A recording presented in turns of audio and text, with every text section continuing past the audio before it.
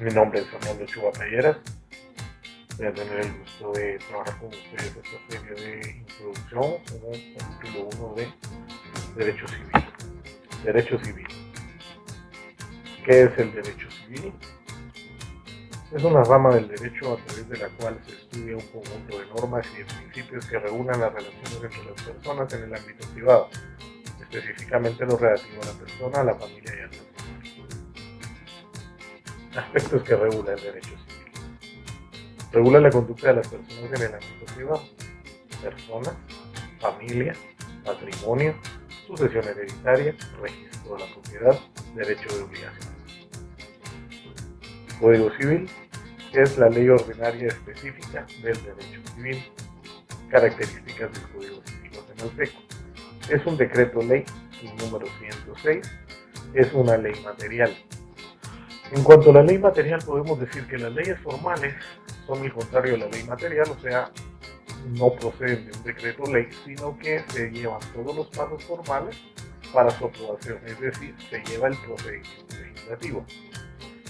Mientras que una ley material son los decretos ley promulgados por un jefe de gobierno durante un gobierno de facto.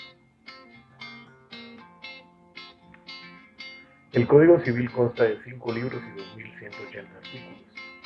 Fue creado el 14 de septiembre de 1993 durante el gobierno de facto de Enrique Peralta Sur. Entra en vigencia el 1 de julio de 1994 y consta de 5 libros, como mencionábamos, que van a tener el siguiente contenido. Libro 1, de la persona y de la familia. Libro 2, de los bienes, de la propiedad y demás derechos reales. Libro 3, de la sucesión hereditaria. Libro 4, del registro de la propiedad. Libro 5, del derecho de obligaciones. Este último se divide en dos, obligaciones en general y los contratos en particular. Fundamento constitucional del Código Civil. El libro 1 está fundamentado en el artículo 1 de la Constitución Política de la República de Guatemala. Los libros 2, 3 y 5 en el artículo 39. El libro 4 en el artículo 230. El libro 5 en el artículo 5 y 39. Principios del derecho civil. Los principios que conforman el derecho civil o en los que están basado el derecho civil son la autonomía de la voluntad, el formalismo y el consensualismo. Por autonomía de la voluntad entendemos que es un principio básico de nuestro derecho contractual. Se entiende incorporándolo en todas las relaciones entre los particulares y es la libertad de que gozan los particulares para pactar los contratos que les plazcan y de determinar sus contenidos y efectos. Principios del derecho civil.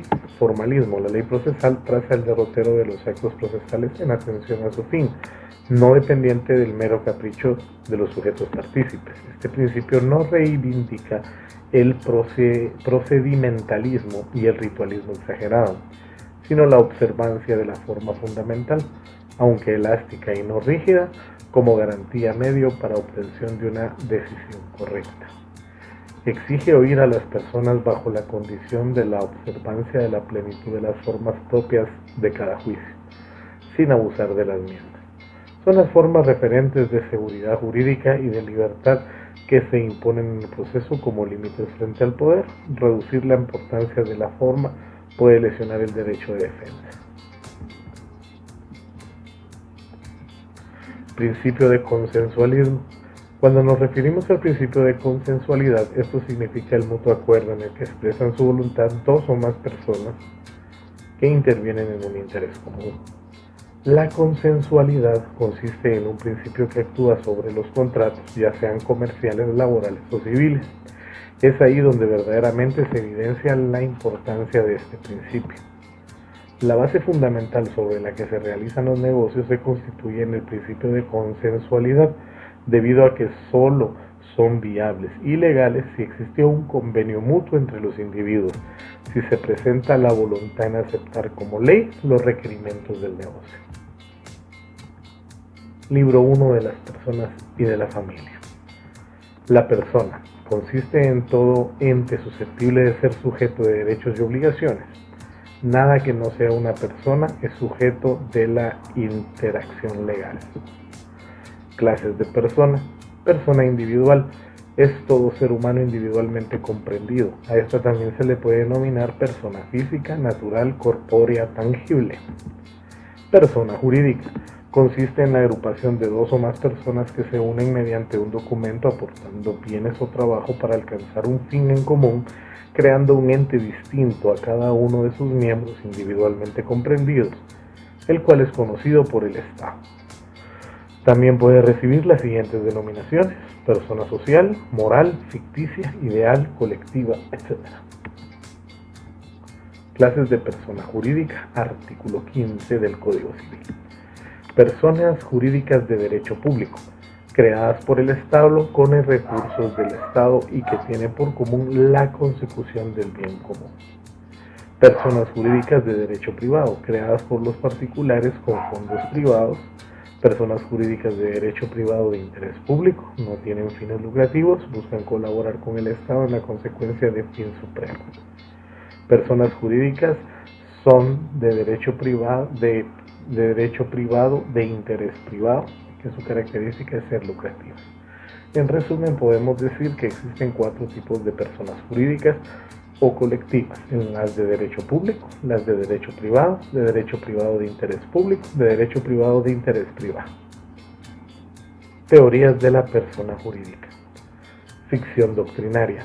Considera que las personas jurídicas no son reconocidas en cuanto a su existencia por el Estado, pero en efecto son creadas de hecho por los particulares y que solo existen a nivel doctrinario. Ficción legal. Considera que la ley reconoce la existencia en la sociedad de agrupaciones de personas que se unen para alcanzar un fin común, pero sin otorgarles personalidad jurídica propia.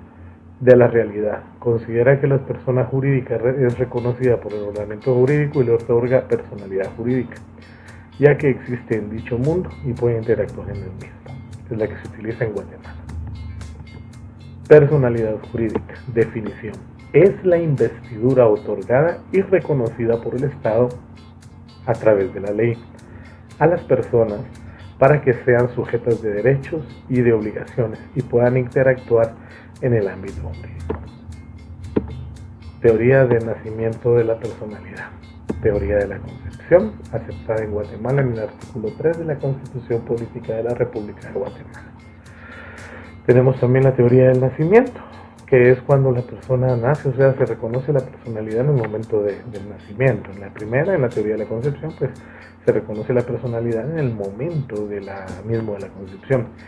Tenemos también la teoría de la viabilidad, que quiere decir que no solamente debe nacer, sino que puede vivir separado de su madre, dándole un tiempo después del nacimiento. A veces son 2, 3 meses, 15 días, depende de la persona que esté aplicando la doctrina. Teoría ecléctica. Esa es la mezcla de ambas. Muerte y nacimiento simultáneos. Connacencia, artículo 2. Si 2 o más personas nacen de un mismo parto, se consideran iguales en los derechos civiles que dependen de la edad. Conmorencia, artículo 3. Si 2 o más personas hubieran fallecido de modo que no se pueda probar cuál de ellas murió primero, se presume que fallecieron todas al mismo tiempo sin que se pueda alegar transmisión alguna de derecho entre ellas. Atributos de la persona. Son el nombre, el domicilio, la capacidad, el estado civil, el patrimonio, la nacionalidad. Vamos a repetir esa última. Los atributos de la persona son el nombre, el domicilio, la capacidad, el estado civil, el patrimonio y la nacionalidad. El nombre, elementos del nombre, pues es un vocablo, identifica a la persona, debe estar debidamente inscrito en el registro respectivo, RENAP. Definición: es el vocablo con el que se identifica a una persona y que se encuentra debidamente inscrito en el registro respectivo. Integración del nombre: se compone del nombre propio más apellidos. Los apellidos pueden ser el de los padres casados, el de los padres no casados que le hubieran reconocido, los de la madre soltera o el que de la persona o institución que los inscriba. Teorías doctrinarias de la naturaleza del nombre. Es un atributo de la persona, o sea, es inherente a la persona. Derecho de familia, el nombre como individualización social o familiar. Derecho de propiedad, el nombre como una propiedad. Institución de policía civil, forma de individualizar y controlar a la persona. Ecléctica, reúna todas las anteriores, es la utilizada en Guatemala. Entonces, para nosotros en Guatemala, el nombre es un atributo de la persona, es un derecho de familia, es un derecho de propiedad, es una institución y por medio de la cual la policía civil va a individualizar y controlar a una persona. Identificación de persona, artículo 5. El que constante y públicamente use nombre propio o apellido distinto del que consta en su partida de nacimiento, o use incompleto su nombre u omita alguno de los apellidos que le corresponden, puede establecer su identificación por medio de declaración jurada hecha en escritura pública por la misma persona si fuere mayor de edad, o por sus padres que ejercieren la patria potestad. Identificación de tercero, artículo 5. La identificación de persona también podrá hacerse por cualquiera que tenga interés en la identificación conforme al procedimiento establecido por la ley, por jurisdicción voluntaria, notarial o judicial y su oposición por juicio ordinario. Cambio de nombre. Las personas no pueden cambiar su nombre, salvo con autorización judicial o notarial. La persona a la que perjudique un cambio de nombre podrá oponerse a la pretensión del solicitante por vía del incidente. En los 3 casos anteriores, la alteración se anotará al margen de la partida de nacimiento. Capacidad. Definición de capacidad. Es un atributo de la persona y consiste en la aptitud que tiene para ejercer derechos y contraer obligaciones. Clases de capacidad. Tenemos la capacidad de goce, que la tienen las personas desde que nacen hasta la mayoría de edad. Necesitan representante legal, no pueden actuar en nombre propio. Y la de ejercicio la tienen los mayores de edad y pueden actuar en nombre propio. Clases de capacidad de ejercicio: absoluta para los mayores de 18 años y relativa para menores de edad, pero mayores de 14 años para ciertos actos. Por eso se llama relativa, porque solo para ciertos actos. La incapacidad, definición, artículo 9, es la inaptitud que tiene una persona declarada en estado de interdicción para ejercer derechos y contraer obligaciones en nombre propio. Clases de incapacidad: absoluta, declarados en estado de interdicción; relativa, situación transitoria de incapacidad. La interdicción, definición, artículo 12. Los mayores de edad que adolecen de enfermedad mental que se les prive de discernimiento y las que abusen de bebidas alcohólicas o de estupefacientes deben, a requerimiento de persona interesada o de la Procuraduría General de la Nación, ser declarados en estado de interdicción. Se tramita a través de jurisdicción voluntaria judicial y puede oponerse quien tenga interés por juicio ordinario.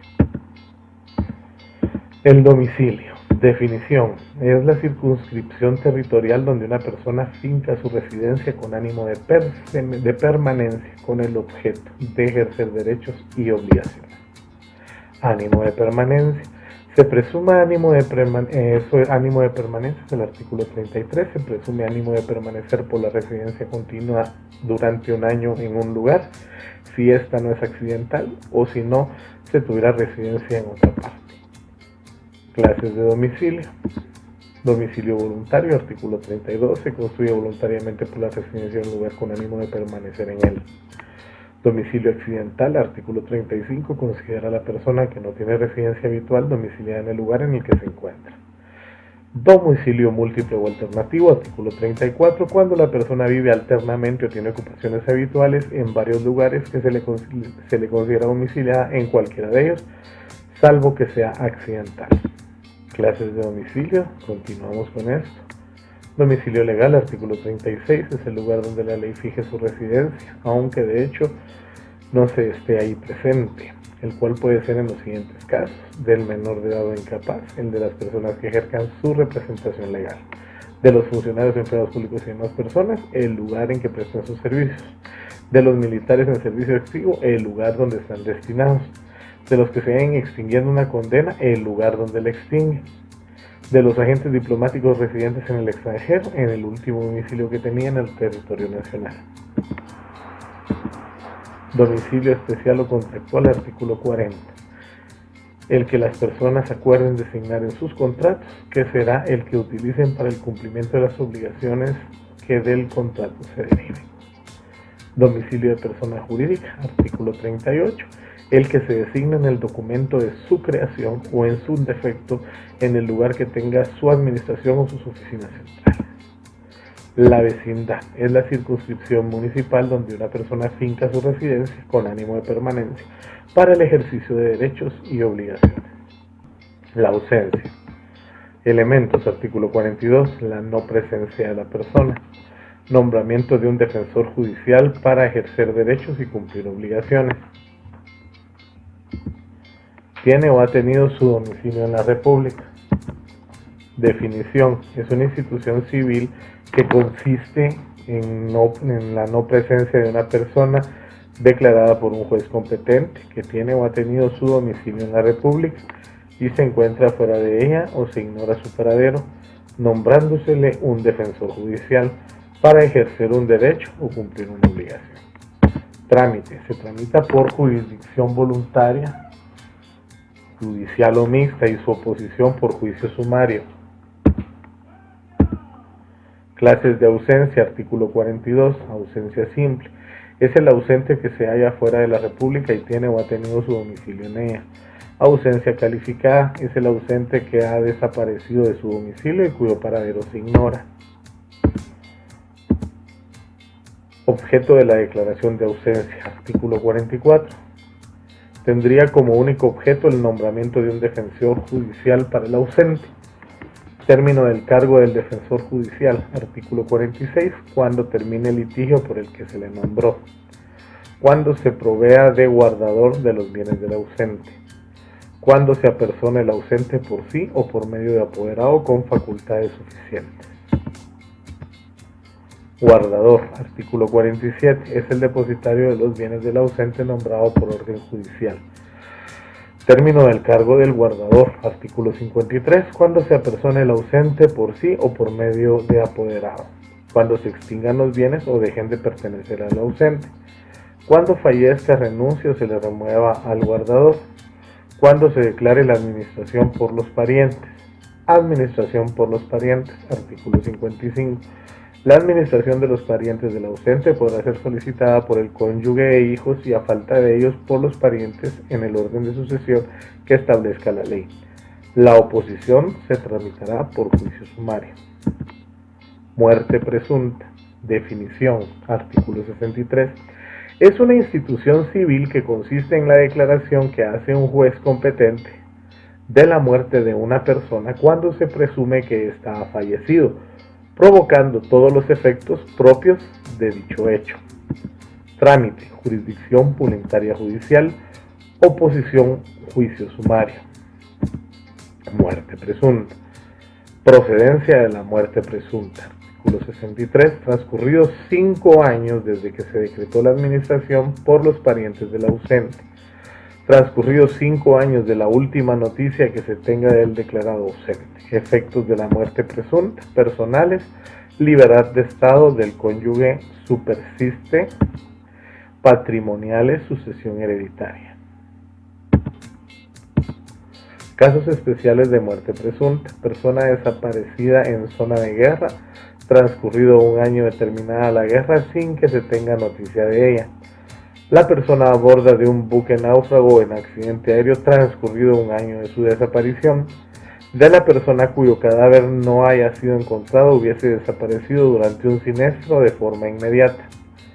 Si el ausente o presunto muerto aparece o se prueba su existencia aún después de la posesión definitiva, recobrará sus bienes en el estado en el que estos se encuentren y el precio de los vendidos, derecho de carácter imprescriptible, artículo 75 del Código Civil.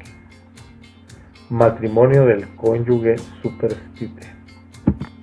El matrimonio del cónyuge superstite será válido aunque el ausente viva, salvo que alguno de los nuevos cónyuges conociera de la circunstancia de estar vivo el ausente.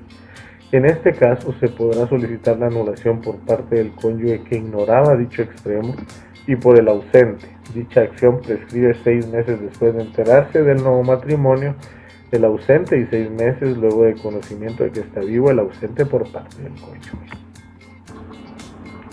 Bueno, y esto es todo. Acá llegamos al fin de este primer vídeo y vamos a continuar haciendo más videos con más teorías, todo lo relativo al derecho civil.